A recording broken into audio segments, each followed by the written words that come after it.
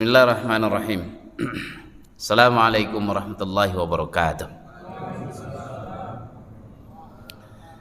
Alhamdulillahi rabbil alamin. Wassalatu wassalamu ala asrafil anbiya'i wal mursalin Sayyidina Muhammadin wa ala alihi wa ashabihi ajma'in. Amma ba'du. Yang kita hormati para ustadz hadir di sini, ustadz yang paling tua Ustadz Aus. Ya Ustadz ya, jenggotnya udah putih. Yang paling muda saya karena nggak ada jenggotnya. Gitu. Baru Ustadz Muslih gitu ya. Ketua Takmir, Ustadz Imam, para Ustadz kita di sini, alhamdulillah. Senang hati kita bisa duduk bersama di masjid yang megah ini. Ini lengkap ini dari BIP. Ini barisan sini nih, di tiang nih kan. Pak Haji Samsul tuh. Dari Ganesha juga udah ada tadi Pak Haji Edi di sini. Mana bagiannya tadi nih? Ada di sana. Jauh-jauh kali mundur kan? Allah ya Karim. Kalau orang tua kita dari si Pirok ini, jenggotnya itu mantap kali, nggak dibagi-bagi sama Pak jenggot itu kan? Nggak tumbuh-tumbuh gitu ya. Alhamdulillah. Semoga Allah berkahi hidup kita ini. Kalau tadi bilang sama Mr. Jalu, saya sebenarnya belajarnya dari Ustadz Musli tuh.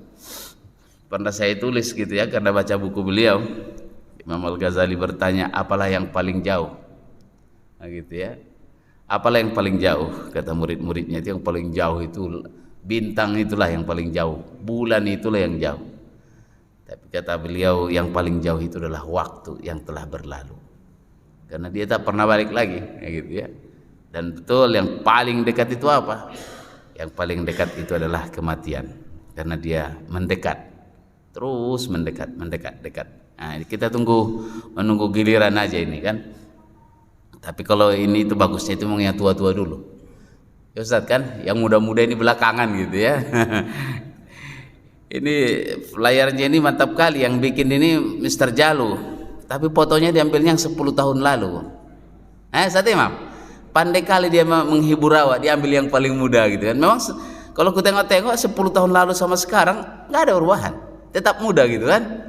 Coba kenapa ada jempolnya? Ini bukan satu ini, jempol ini. Tapi kan jempol juga satu kan. Begini gitu ya. Ini 10 tahun lalu. Mudah-mudahan ini berkah. Jadi nggak sempat bikin materi karena baru kemarin dikabarinya. Saya bilang kalau dari Masjid Raya yang perintah ketua takmir ya bismillah gitu. Jadi baru di sedikit-sedikit tadi malam disempatkan ini. Baik.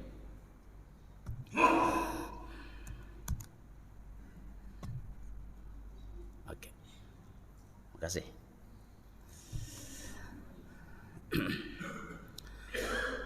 A'udzubillahi minasyaitonir rajim.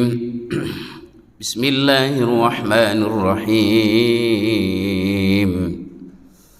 Ya ayyuhalladzina amanu taqullaha wal tanzur nafsum ma qaddamat lighad.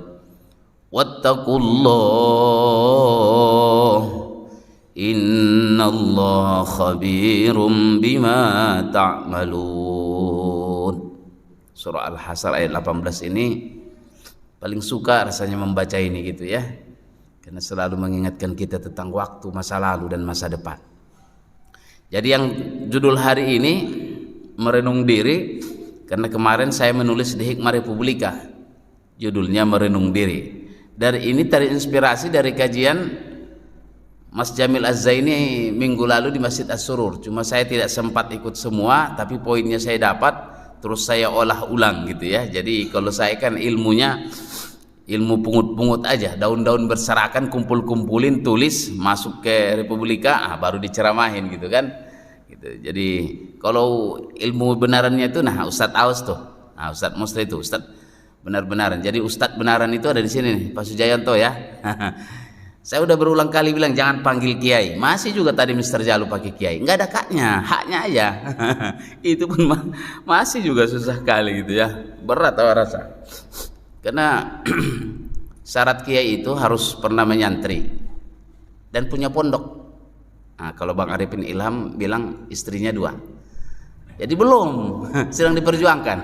Jadi kalau salah satunya nanti kita dapat, barulah gitu kan. Nih, ini punya kawan kita lama sekali dulu di sini. Bang Hendra ini lama beliau di RT1 dulu ya. RT1 RT2 itu?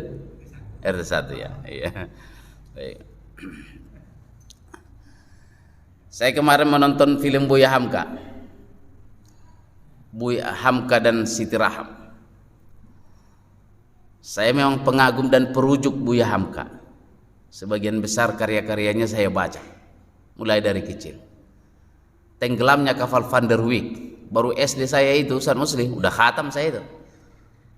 Meskipun awak tak paham sebenarnya soal percintaan ini kan, tapi abang awak ceritain sambil nangis dia, awak ikut nangis. Padahal tak paham awak. Begitu dari dewasa kita baca ulang, wah memang paten kali lah. Tapi dituduh plagiat oleh para mudia Anantatur gitu kan, bahwa itu ciplakan dan itu tidak benar gitu ya. Karena saya membaca banyak buku beliau dan termasuk buku yang terakhir ditulis sama anaknya Rusdi Hamka, ayahku. Saya memang melihat kemarin di film itu seperti visualisasi dan tak kuat aku gitu ya. Tak kuat saya itu melihat penderitaan Buya Hamka terutama waktu di penjara di Cimacan Sukabumi itu. Kejamnya memang politik itu gitu. Kejamnya politik. Tak ada kawan di situ. Jadi Buya Hamka yang berkawan sama Soekarno waktu diasingkan ke Sumatera Barat sana gitu ya, tapi begitu berkuasa dianggap dan dituduh subversif dan dipenjara kurang lebih 2 tahun tanpa pengadilan. Dituduh Buya Hamka itu pengkhianat. Itulah yang tak kuat dia. Nangis awak menengoknya itu gitu. Jangan tuduh aku pengkhianat. Tak terima. Udah mau bunuh diri betul Hamka itu. Jadi ceritanya Rusdi Hamka itu memang ada pisau silet yang udah berkarat, mau disayat saya. Ya Tuhan, ya Allah, tak kuat aku lagi. Lebih baik aku mati daripada dituduh aku sebagai pengkhianat. Hampir bunuh diri Hamka di penjara itu, saking luar biasa perlakuan zolimnya itu gitu ya. Tapi memang ya Rabbi, Allahumma yarham. Begitu Soekarno meninggal, justru yang diminta imamnya itu Buya Hamka. Datang utusan ke rumahnya, Buya Soekarno sudah meninggal, dan pesannya Buya yang jadi imamnya. Kalau macam aku digituin, mati dia situ, mampus dia udah gitu. Allah ya Karim, botul-botul lah memang berjiwa besar, tak ada dendam dia. Kalau ini masih dendamnya ada, yang tak suka sama orang masih didoain supaya cepat mati gitu kan. Tak, Allah ya Karim. Mudah-mudahanlah kita bisa mengambil pelajaran dari Buya Hamka. Orang yang menyakitinya sekalipun, yang zolim kepadanya, masih dimaafkan gitu. Jadi inilah arti dari ayat yang tadi dibacakan itu. Dalam tafsir Al-Azharnya disebutkan, dan hendaklah merenungkan setiap orang. Artinya bawa berfikir, bawa merenung, bawa bermenung, tafakkur dan tazakkur, memikirkan dan mengingat apalah yang telah diperbuatnya untuk esok hari. Hari esok adalah hari akhirat. Hidup tidaklah akan disudahi hingga di dunia ini saja. Dunia hanyalah semata-mata masa untuk menanam benih. Adapun hasilnya akan dipetik di hari akhirat. Renungkanlah oleh setiap diri apalah yang telah lebih dahulu diamalkan untuk didapati di akhirat itu kelak. Memang bahasa Buya Hamka begini. Jadi bahasanya Buya Hamka beginilah dalam tafsirnya yang begini. Saya kutip asli begini. Bahasa sastrawan lah pula kan. Kalau tak kita ulang 2-3 kali, apanya ini berulang-ulang macam ini gitu kan. Tapi justru indahnya ini. Tak ada dua kalau soal bahasa gitu ya. Mudah-mudahan Allah lapangkan beliau, Allah ampunkan beliau, dan Allah muliakan. Amin ya rabbal alamin. Baik.